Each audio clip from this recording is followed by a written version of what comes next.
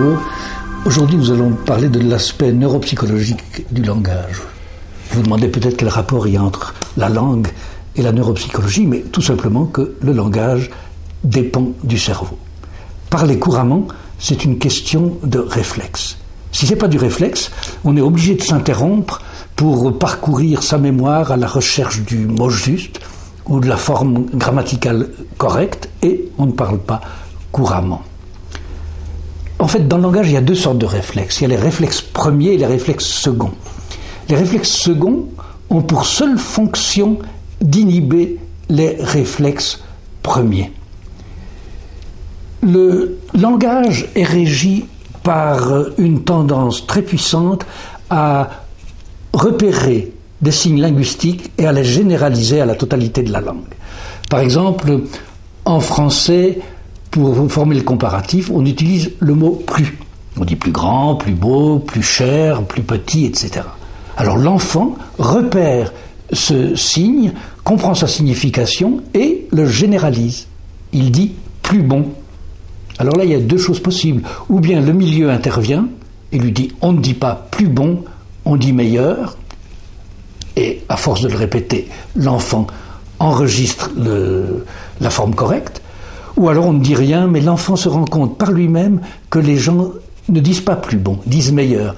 Et comme il n'a pas envie de paraître bizarre ou saugrenu, il les imite. Là, vous avez les deux réflexes. Le réflexe premier est de dire plus bon.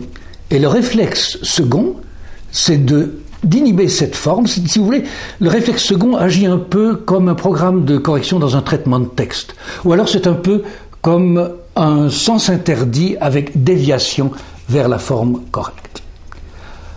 Alors, ce système, vous le trouvez dans la totalité du langage. Tous les enfants commencent par dire « vous disiez, vous faisiez ». Pourquoi ? Parce qu'ils ont repéré que dans la structure « vous » est dans « vous jouez »,« vous rigolez »,« vous expliquez », etc.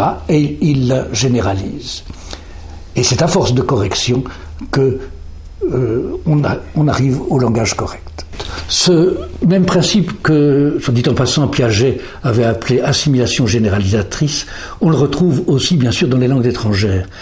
Contrairement à une idée très répandue, la tendance à généraliser les éléments assimilés est beaucoup plus puissante que l'influence de la langue maternelle. Par exemple, les anglophones qui apprennent le français ont tendance à dire « si j'aurais », si je ferais. Alors que si l'influence prépondérante est celle de la langue maternelle, ils utiliseraient l'imparfait, puisqu'en anglais on dit « if I had », si j'avais. Alors qu'est-ce qui se passe ? Eh bien tout simplement que quand on conçoit une idée qui est considérée comme non réelle, mais comme espérée ou imaginée, ça fait vibrer dans le cerveau l'ambiance conditionnelle. Et en français, le conditionnel est marqué par la lettre R, le son R, avec les terminaisons de l'imparfait. Ce qui différencie je dirais de je disais, c'est ce son R. Alors, quand l'étranger dit ça, eh bien, il suit son mouvement naturel et il faut installer après si, de nouveau, un sens interdit et la déviation vers la forme correcte, l'imparfait. C'est donc le réflexe second. Mais ces réflexes seconds sont des réflexes conditionnés, ils sont toujours très fragiles. Un peu d'alcool ou une forte émotion, et même un instituteur arrive à dire « si j'aurais ». Voici un autre exemple. Dans la région où j'habite, il y a énormément de gens de langue allemande. Et parmi ces personnes, il y en a beaucoup qui parlent un excellent français parce que ce sont des gens qui sont là depuis plus d'une trentaine d'années et qui utilisent le français tous les jours. Et pourtant, il y a une faute qu'ils font tous. Ils disent « en eau » au lieu de « en haut ». Pourquoi ? Parce qu'ils ont remarqué qu'avec la préposition « en », devant une voyelle, on met le son « n ». En Italie, en été, en amour, en utilisant, etc. Alors ils le généralisent, ils disent en eau, en Hongrie, en Hollande, en hachant menu. Et là, on voit bien que ce n'est pas la langue maternelle qui est l'influence de la langue maternelle qui est prédominante, puisque dans leur langue, le H se prononce, et ils savent que ces mots commencent par H. Donc ils diraient en Hollande, en Hongrie. Alors vous voyez, cette tendance très puissante à l'assimilation génératrice, elle est importante dans le domaine qui nous occupe parce que l'anglais se trouve être une langue où elle est constamment contrariée. C'est une des raisons pour lesquelles je vous ai dit à plusieurs reprises que l'anglais était une langue mal adaptée à la communication internationale. L'autre raison, c'est son flou, dont j'ai donné plusieurs exemples dans les émissions précédentes.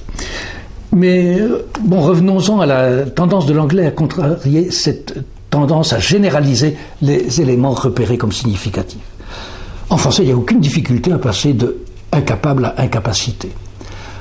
Et c'est la même chose dans la grande majorité des langues. Vous avez un préfixe qui indique la négation. Par exemple, un en allemand, nie en russe, pu en chinois, et c'est toujours régulier. En anglais, c'est tantôt un, tantôt in. On dit invisible, invisibility, mais unsuitable, unsuitability. Et alors ce qui est grave, c'est que parfois pour la même notion, le préfixe change.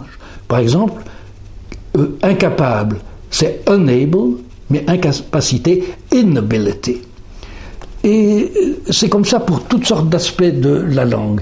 Ces obstacles qui sont mis sur le chemin du mouvement naturel du cerveau cherchant à s'exprimer a pour effet de ralentir l'acquisition de la langue et de réduire les chances qu'on a de s'exprimer avec aisance quand on parle anglais. Une autre caractéristique de l'anglais qui la rend moins apte à permettre la communication internationale que d'autres langues, c'est qu'elle utilise beaucoup moins la dérivation que les autres langues. Dans lunaire, il y a lune. Dans désarmement, il y a arme. Dans annuel, il y a année. Dans dentiste, il y a dent. Et c'est la même chose dans la grande majorité des langues. Prenons dentiste, en allemand on dit Zahn, Zahnarzt, en persan dan saz, en japonais haisha, en malais gigi, docteur gigi, mais en anglais dentiste se dit dentist et dent teeth, aucun rapport. La même chose, lunaire se dit luna, mais lune se dit moon, aucun rapport.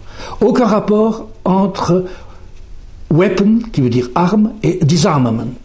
Aucun rapport entre annual et year, qui veut dire année. Vous voyez, ça n'a l'air de rien, mais ça complique énormément l'apprentissage de la langue parce que ça surcharge la mémoire. En plus, l'anglais a cette particularité très bizarre dans le panorama des langues de ne pas avoir de principe assimilateur. L'anglais est une langue qui n'assimile pas mais qui juxtapose. Pour dire fraternel, on peut dire fraternal, mais aussi brotherly. Pour dire liberté, on peut dire liberty, mais aussi freedom. Alors pour nous, occidentaux, c'est pas très grave, parce que nous connaissons d'avance un des deux mots selon que nous sommes de langue germanique ou de langue romane. Mais pour un Tchèque, un Éthiopien, un Thaï, ça fait chaque fois deux mots à apprendre, là où dans sa langue il n'y en a qu'un, ou deux mots dérivés d'une même racine et donc beaucoup plus facile à retenir. Et cette tendance qu'a l'anglais à contrecarrer le mouvement naturel du cerveau, vous le retrouvez bien sûr dans le domaine de l'orthographe. Pour ne prendre qu'un exemple, le groupe O-U-G-H a 7 prononciations. Though, tough, through, bought, cough, thorough, plow. Comme vous le voyez, du point de vue neuropsychologique, l'anglais est vraiment pas la langue qu'il fallait choisir pour la communication internationale. Voilà, je vous donne rendez-vous pour la prochaine émission où nous parlerons de langage et de programmation génétique.